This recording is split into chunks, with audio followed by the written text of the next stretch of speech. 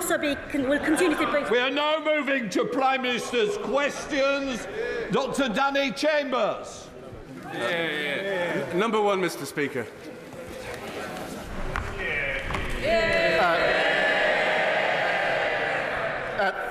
Thank you, Mr Speaker. Alex Salmond was a monumental figure in Scottish and UK politics. He leaves a lasting legacy, and I know that the deepest condolences of the whole House are with Moira, his family and his loved ones. Mr Speaker, this week we also remember our colleague and friend, Sir David Amess, whose kindness and commitment to public service continues to inspire us all. And I know how deeply this was felt on the benches opposite, and I'm so glad that his plaque is here in the House with us. I also want to acknowledge the extraordinary life of Holocaust survivor Lily Ebbett, whose message of hope showed such courage. May her memory be a blessing. Mr Speaker, we also extend our sympathies to the family of General Sir Mike Jackson. He was an inspirational leader of the British Army and served with distinction. Mr Speaker, I know the whole House will join me in wishing the best of luck to the new England manager, Thomas Tuchel. I won't hold his old job against him, but I wish him well in the new one. Mr Speaker, this morning I had meetings with ministerial colleagues and others in addition to my duties in this House. I shall have further such meetings later today. Dr Danny Chambers. Thank you, Mr Speaker. In last week's maternity services debate, we heard of the devastating impact of the removal of consultant-led maternity services from a hospital. Now, under the previous government's unfunded new hospital programme, there were proposals to remove consultant-led maternity services from our hospital in Winchester.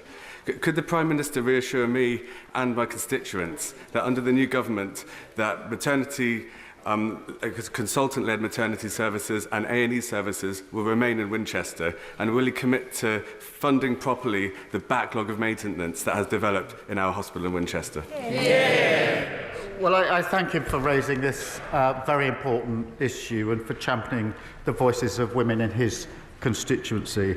We are committed to ensuring that all women and babies receive safe, compassionate and personalised care through pregnancy, birth and critical following months. Reconfiguration of the services, as he knows, is a matter for the integrated care boards, important as it allows decisions to be made locally and tailored to local interests. But all changes should be based on evidence, clinically led, and involve engagement with patients to ensure they'll deliver better outcomes. It's a very important issue. Alison Moon. Thank you, Mr Speaker. Whitby Interactive has provided inclusive play schemes and holiday activities for children and young people with special educational needs and disabilities for 26 years. It has been a lifeline for families continually failed by Conservative governments. But Interactive is set to close due to a funding shortfall. Does the Prime Minister agree with me that action to tackle the crisis in SEND provision is urgently needed, and that charities like Interactive deserve our support more than ever? Yes, I do, and I know this will be a concerning time for families who rely on the brilliant work of Whitby Interactive. Children with special educational needs and disabilities have been failed for too long, and this comes up repeatedly in this House, with parents struggling to get their children the support that they need and that they deserve. We must raise the standards for every child so they can succeed in education. We will fix the foundations, Mr Speaker, and ensure every child can achieve their potential. Leader of the Opposition, Rishi Sunak. Can I join with the Prime Minister's words of tribute to Alex Salmond and the Holocaust survivor Lily Ebbett, and thank him for his kind words about Sir David Amess. We remember him fondly, and we will be thinking of all their families at this moment. Mr Speaker, this week China has carried out unwarranted, aggressive and intimidatory military exercises in the Taiwan Strait. Our allies are rightly concerned. After worrying reports that the government may have intervened to stop a visit to the UK by the former Taiwanese president, can the Prime Minister confirm that the Foreign Secretary will use his meetings in Beijing this week to condemn China's dangerous escalatory acts in the Strait? I thank him for his question. The continued military activity in the Strait is not conducive to peace and stability. And stability in the Taiwan Straits is in all of our interest. On the wider point that he raises, we will cooperate where we can as permanent members of the UN Security Council, issues like net zero, health and trade, compete where we have different interests, but challenge, the point he makes is absolutely right, where it's needed, to protect national security, human rights and our values, and we will put that challenge in. Mr. Knack. Well, given what the Prime Minister said, and I agree, of course, we must engage, but we should use that engagement for our national interests. I hope that the Foreign Secretary will unequivocally condemn this military escalation and stand up for democracy in Taiwan. Now, the whole House will be concerned about the fate of the democracy campaigner Jimmy Lai. He is a British citizen who has been wrongly imprisoned in Hong Kong for 4 years. The previous government pressured China for his release. Does the Prime Minister agree that this is a politically motivated prosecution and that it is a breach of China's legal obligations to Hong Kong under the Sino-British Declaration? Yes, and this case, as he will understand, is a priority for the government. We do call on the Hong Kong authorities to release immediately our British national, and the Foreign Secretary raised this case in his first meeting with China's Foreign Minister, and we will continue to do so. I thank the Prime Minister for that answer. Now, China, as he knows, has become a decisive enabler of Russia's war against Ukraine, supplying the vast majority now of Russia's imported military microelectronics and components, worsening the suffering of the Ukrainian people. So can the Prime Minister confirm that he is prepared to sanction any Chinese business or individual involved in aiding Russia's invasion of Ukraine, including secondary sanctions on financial institutions? Yes, and we've called for that in the past. We continue to do so, and I hope this is an issue where we can have unity across the House. Yes, I can assure the Prime Minister of his support. It is something that we began. The United States recently have expanded their sanctions, and I hope that the new government will continue to look at doing the same. Now, the last government also established a new system of registration and monitoring to protect the UK from interference from foreign states, including China, Russia and Iran. Called the Foreign Influence Registration Scheme, it was described as essential by MI5 in the fight to help keep Britain safe. But since the Prime Minister took office, he has halted its implementation. Why? That isn't correct.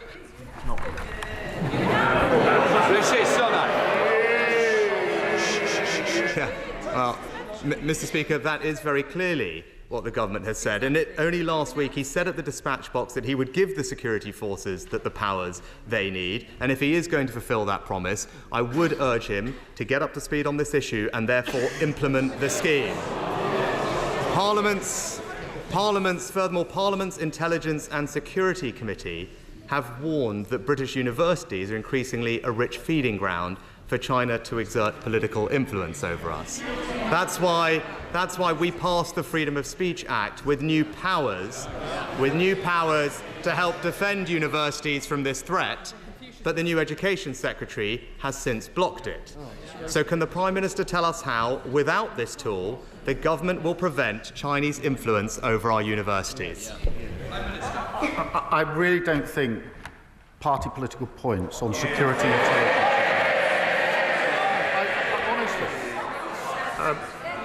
Throughout the last Parliament, we stood with the government on all questions of security and intelligence because it was important to the outside world that we did so. I worked with the security and intelligence services for 5 years prosecuting cases. I know firsthand the work that they do as a lawyer. I've known firsthand the work they do as the Prime Minister. We support them in everything that we do, and he knows that. Mr. Speaker, whether it's the FIRS scheme or the Freedom of Speech Act, these were new tools, new sets of powers that the previous government passed in order to give, whether it's our universities or security services, the powers they need to tackle a growing threat. And we will, of course, continue to support the government in protecting our national security, but do believe on this side of the House that those tools are needed and are concerned by reports that the new government has paused their implementation or indeed scrapped them. But finally, Mr. Speaker, the Chinese government has sanctioned multiple members of our parliament for championing human rights. As a result, they have faced intimidation, abuse and surveillance. And Mr. Speaker, I commend you for your defence of the right of every member of this House to speak out on crucial issues without fear of retaliation from foreign states. Now, I know the Prime Minister will agree with that too. So this week, will the Foreign Secretary in his meetings not just raise the issue, but tell the Chinese government to lift those sanctions on our colleagues? Yes, and we speak with one voice. He speaks about the record of the last government. That record was 14 years of failure. 6 years austerity, 3 years of Brexit logjam, then Johnson Trust and the Leader of the Opposition, utter failure. And this government was elected to do things differently, to make fairer choices, but most importantly, to give Britain its future back. So we will fix the foundations. We'll do it with a long-term plan to grow our economy, protect working people, and rebuild our country. Jane Craft. Thank you, Mr. Speaker. 2 years ago, Thurrock Council was led into effective bankruptcy by the then Conservative administration, in no small part due to an investment of hundreds of millions of pounds into a solar farm scheme run by a con man. Given the Prime Minister's commitment to integrity in public life, will he support mine and my constituents' calls for a public inquiry so that those responsible can finally be held to account? I thank her for her question, because years of underfunding have left councils facing huge budget pressures. They yawn. They don't know the impact it has on working people up and down the country. They rely on public services, and what's happened in Thurrock is shocking. We are committed to resetting the relationship and helping those under intervention to recover and to reform. 14 years is a long time to destroy local services, and it's clear it'll take time to fix them. We will get councils back on their feet by providing multi-year funding settlements. But ultimately, we have to grow our economy, and I'm surprised the Prime Minister didn't welcome the £63 billion of investment that we were able to announce on Monday. Leader of the Liberal Democrats, Sir Ed Davey. Thank you, Mr. Speaker. Can I echo the tributes of the Prime Minister to Alex Salmond, to Sir David Amess and to Lily Ebbott? And can I welcome the news that ministers are going to review the carers allowance repayment scandal after campaigns by carers organisations, the Guardian newspaper and the Liberal Democrats, culminating in our motion on the order paper today. But will he agree with me that the evidence needed for the review is already long established and many of the decisions self-evident? So will he and his colleagues vote for our motion today so we can write off the overpayments, we can end the crazy cliff edge to the earnings limit now and have a fuller review for the support that carers deserve? I thank him for raising this. This is obviously a really important issue affecting a number of people, and that's why we've launched an independent review into the carers allowance overpayments, to look at the circumstances of the overpayments, to see what went wrong and therefore what can be done to put it right, because carers must get the support that they deserve. So I'm grateful for him for raising it. I'm glad that we've been able to take this action today to go forward on a really important issue. David. Can I thank the Prime Minister for that answer and ask him that ministers in the review will listen to the voices of carers throughout. Can I turn to the Middle East now? Israeli Finance Minister Smotrich had said that starving 2 million people in Gaza might be justified and moral. National Security Minister Ben-Gvir called settlers who killed a 19-year-old on the West Bank heroes. After my visit to Israel and Palestine last February, having witnessed the damage that these extremist ministers in the Netanyahu government are doing, I called on the last government to sanction them. The last government refused, but we now learn that the former Foreign Secretary was considering this. So will the Prime Minister now sanction Ministers Ben-Gvir and Smotrich? We are looking at that because they're obviously abhorrent comments, as he rightly says, along with other really concerning activity in the West Bank, but also across the region. The humanitarian situation in Gaza is dire. The death toll has surpassed 42,000, and access to basic services is becoming much harder. And Israel must take all possible steps to avoid civilian casualties, to allow aid into Gaza in much greater volume, and provide the UN and humanitarian partners the ability to operate effectively. Mr. Speaker, along with France, the UK will convene an urgent meeting of the UN Security Council to address this. Lyndon. Thank you, Mr. Speaker. It's been an honour to meet my constituent, Tom Morton, a young person in care who sat in the public gallery today and cares so deeply about politics and communities. Young people in care are at a disproportionate risk of criminal and cynical exploitation by drug barons through county lines. Will the Prime Minister tell Tom and the House what steps the government will take to prevent vulnerable children in care becoming involved in county line operations? Well, can I welcome Tom to this House? It's encouraging to see young people engaging in democracy. County lines is a real problem, and all of us will have experienced the effect and impact of that in our constituencies. And our County Lines programme focuses on preventing young people being exploited and lured into criminal gangs, which is far too common, and committed to introduce a new offence of child criminal exploitation, long overdue.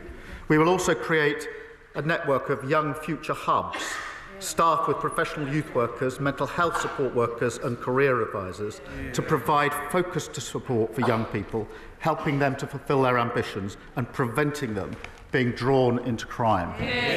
Savile Roberts. Iawn, Lefarydd, and Plaid Cymru too would like to pay tribute to Alex Salmond and Sir David Amess. Mr. Speaker, 1 in 5 people in Wales is on an NHS waiting list. The Secretary of State for Wales says that a new cross-border NHS plan would bring down Welsh surgery waiting lists. But the First Minister of Wales, Labour, contradicts her. She denies it has anything to do with bringing down waiting lists. Are they making it up as they go along?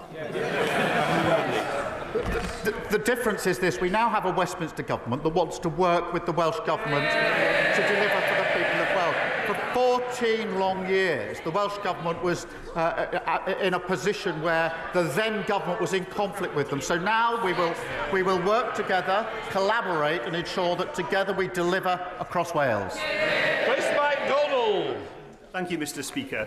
Will my right honourable friend, the Prime Minister, join me in praising our Labour Police and Crime Commissioner for Cleveland, Matt Storey, who's working with me to tackle knife crime, drug crime and antisocial behaviour in Stockton North, and assure my constituents that under this Labour government we'll see more police officers in Stockton and Billingham. Well, I welcome his work with the new Labour Police and Crime Commissioner. And it's sad to say that in Cleveland, full-time equivalent police officers fell by over 12% under the last government. When you fail on the economy and growth, those are the types of things that happen across the country. As part of our neighbourhood policing guarantee, we'll put 13,000 more neighbourhood police and PCSOs back on our streets and ensure every community has a named local officer. Through our Safer Streets mission, we will tackle illegal drugs, half-knife crime and crack down on antisocial behaviour and go after the gangs that lure young people into violence. Thank you, Mr. Speaker. As evidenced by some earlier questions, issues surrounding SEND, local government finance and adult social care are issues which affect all of our constituents. And let's be honest, Mr. Speaker, for too long, both parties have ducked and dodged taking the difficult but necessary decisions. In order to give in order to give certainty to our constituents and confidence to those who provide those vital services, does the Prime Minister share my assessment that there is considerable merit in formal cross-party working on these issues, where we can share taking those difficult decisions in order to improve outcomes for our constituents? Well, I am grateful to him for raising this question about SEND, because it is a really important issue, and I think this is the fourth time in two Prime Minister's questions where it's been raised on both sides of the House. I quibble with his suggestion it's both parties, since his party was in power for 14 years. But the spirit in which he puts this forward, that this should be cross-party, is something that we should take up, because it's such an important issue. It affects so many children and parents, and therefore, notwithstanding the quibble, I'm very happy to work across the House on an issue as important as this. Katrina Murray. Thank you, Mr. Speaker. The Fairways Networking Group, a group of small businesses in my constituency of Cumbernauld and Kirkintilloch, all operate on tight margins. Can my right honourable friend help me reassure this group that not only do they have nothing to fear from the Employment Rights Bill, but they have plenty to gain as exemplar employers? Yeah. Yes, the Employment Rights Bill is pro-worker and pro-growth, and proudly so. And I don't believe you can build a strong economy by having people in insecure work. The party opposite, they go against every protection for workers. They're against the minimum wage, they're against these new protections. But the vast majority of businesses, large and small, already know that investing in your human capital, treating people properly at work, is what produces growth. So here's the big political divide. They always oppose workers' rights. We will always champion them. Thank you, Mr. Speaker, and can I associate the Green Party with his tributes to Alex Salmond and Sir David Amess? 99.7% of new patients in the east of England are unable to find an NHS dentist, the worst affected area in the country. My constituents in Waveney Valley want urgent action. So when will the government begin the critical negotiations on dental contract reform so no one in the 21st century has to pull out their own teeth? And will it be by the end of this year? Well, he raises a really important issue, because dentistry was left in a shocking state by the last government. I was shocked to hear that for children's hospitals, the commonest cause for admission for 6 to 10-year-olds in our children's hospitals in this country is to have teeth taken out because of the failure of the last government. That is shocking on any analysis. We will put that right, we will take the necessary steps, and we'll work across the House to do this as quickly as possible. Can Smith. Thank you, Mr. Speaker. Last night in this House, we took the first steps in abolishing the hereditary principle of privilege. I was hosting the Let's End Poverty Coalition at a meeting upstairs, where we heard that often for many who experience poverty, that feels hereditary too. So will the Prime Minister meet with me and those with lived experience of poverty to find ways in which we can hear from those with that lived experience to break that cycle of poverty? She makes a good point. The party opposite, they want to get rid of maternity pay, but keep hereditary peers. It's the same old Tories. But, you know, the letters, this is an important issue that she's raised. The letters are honest, powerful and important. And I think they hold up a mirror to our country. We will deliver a budget that drives economic growth, improves the lives of working people, fixes our public services and rebuilds our country with a decade of national renewal. Diolch Llefarydd.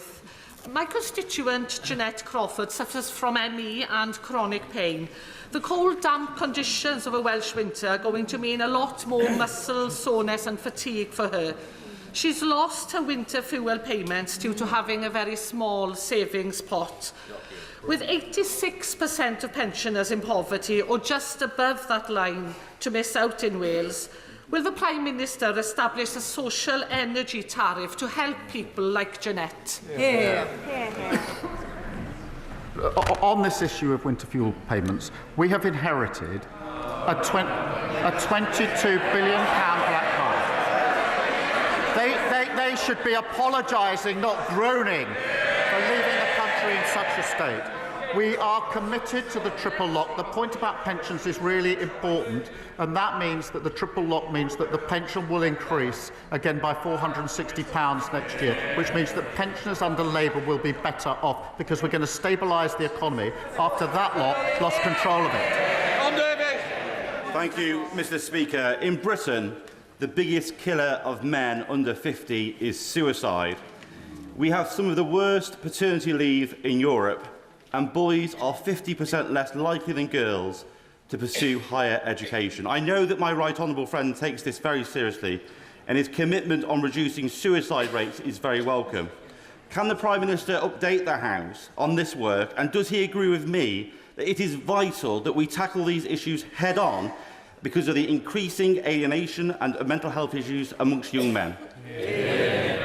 I thank him for raising this vital issue. The statistics on male suicide are truly shocking. I went to an event just a few years ago here in this place where everyone in attendance was asked if they had lost someone to suicide, and I then reflected on my own experience, which was profound. As it was, I could see, for everybody across the room, and will be across this House. So reducing deaths from suicide is a vital part of our health mission. We're recruiting an additional 8,500 mental health workers, specially trained to support people at risk of suicide, to provide faster treatment and ease pressure on our services. Thank you, Mr. Speaker. Group Captain Lizzie Nichol had an exemplary career with the RAF until she was forced to resign for refusing to implement illegal recruitment orders. Despite inquiry after inquiry vindicating Lizzie, on every count the RAF and MOD have failed to offer her fair compensation, and those responsible have walked away. Shamefully, during the Purdah election period, in what I believe was an attempt to subvert ministerial oversight, she was offered a derisory £2,000 by officials. I have documents proving beyond doubt that the former Chief of the Air Staff lied to the then Defence Secretary about her case.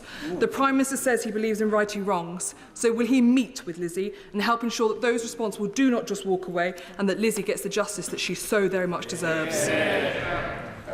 I thank her for raising what is obviously a very important case, and she's right to do so. I'm not across the individual details of it, but it obviously does need to be looked into, so we will commit to look into it, and I will make sure that she gets a meeting with the relevant minister to lay out such details as she has and to get some answers as to our inquiries.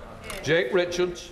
Mr. Speaker, children's social care in this country is now in crisis. Vulnerable children are regularly placed hundreds of miles from home, often in unregulated and unsafe accommodation. Meanwhile, private companies are making record profits on the backs of struggling and desperate local authorities. Frankly, this is an issue, a national scandal, that doesn't get enough attention. Today, Mr. Speaker, I'll be presenting my private member's bill, which will offer modest reform in this area. But will the Prime Minister reassure me and thousands of families across the country that it is a priority of his government to fix the social care crisis and our family courts? Well, I thank him for raising this issue and being a champion on it. He is absolutely right about the appalling inheritance. 1 in 4 children in absolute poverty. That's a terrible inheritance. And too many vulnerable children in unregulated accommodation. Through our Children's Wellbeing Bill, we will put children and their wellbeing at the heart of education and social care systems. We'll also provide a home for all young care leavers to ensure that they're not homeless and remove the barriers to opportunity so every child can thrive in safe and loving homes. Mr. Speaker, during the election campaign, the now Prime Minister made a hell of a lot of promises, some of which I'm sure he will remember. Of particular importance to my constituents in Andover, North West Hampshire, was a promise made on the 18th of June during a campaign visit to Basingstoke, when he made an unequivocal, unconditional commitment to rebuild our local hospital. Mr. Speaker, is this a promise on which we can rely? Mr. Speaker, firstly, I'm grateful to him for raising this because it's obviously of huge importance to his constituents and his right to do so. We are reviewing, as he knows, the programme, The programme that the last government put in place for 40 new hospitals had a number of flaws. They weren't all hospitals, they weren't new, and they weren't funded, so we're reviewing it. But what I will... No, but he's right to raise this, and I will make sure that he has a meeting with the relevant minister to discuss the particular development in his constituency. It will matter to his constituents who are listening to this, and it's important they know where the failure lay. Mr. Speaker, I welcome the government's historic investment in carbon capture and storage technology for Teesside and Merseyside. This week I've been at the sector's conference, and the feeling there is that this is a government delivering after years of delay. Will the Prime Minister recognise the unique potential that Teesside has for jobs, prosperity and economic growth into the future? Yes, and Mr. Speaker, you will have observed that on Monday we had a very successful investment summit, £63 billion coming into this country, jobs in every part of the UK, and a very clear message from business that they were prepared to invest now under this new Labour government. Part of that was £22 billion commitment to CCUS, creating the first clusters in the world, including, as he points out, in the various parts of the country. So we'll support these jobs, we'll support these investment, we will grow our economy and rebuild our country. Thank you, Mr. Speaker. North Cornwall is an amazing place to live and work, but a top-down approach from Westminster has failed us. Public services are chronically underfunded, young people forced to move away to pursue careers elsewhere, and affordable housing is a promise that's simply never kept. Will the Prime Minister meet with all 6 Cornish MPs to discuss devolution for Cornwall, with a Cornish Assembly that recognises our unique culture, language and national minority status, so we can finally unleash Cornwall's economic potential? I'm grateful to member for raising this. I do believe in transferring power out of Westminster and into the hands of leaders who know their communities best. Those with skin in the game know what's best for their communities. We are already making steps in the South West by signing the devolution agreement for Devon and Torbay. Absolutely encourage local authorities to work with their neighbours to pursue deeper and wider devolution for their area, and I'll make sure that he has the meeting that he's asking for. Final question, Blair McDougall. As the Prime Minister works for a ceasefire and the return of the hostages, he'll have the support of people across this House. The Prime Minister will have noted the comments from the White House calling for urgent action to deal with the humanitarian crisis in Gaza and for the Netanyahu government to increase access to aid and to the amount of aid getting through. I wonder, does the Prime Minister agree with the comments from the White House and can he tell us what representations he is making on this matter? Yes, I do agree with those remarks, and we are constantly making representations on this with our partners. There is an urgent need, and has been now for a very long time, for more aid to get into Gaza. It's a desperate situation, and Israel must comply with its international humanitarian law obligations, and that is why we are convening a session of the UK Security, of the UN Security Council with others to address this issue. Right, that completes Prime Minister's question. I'll just let the front benches clear a bit.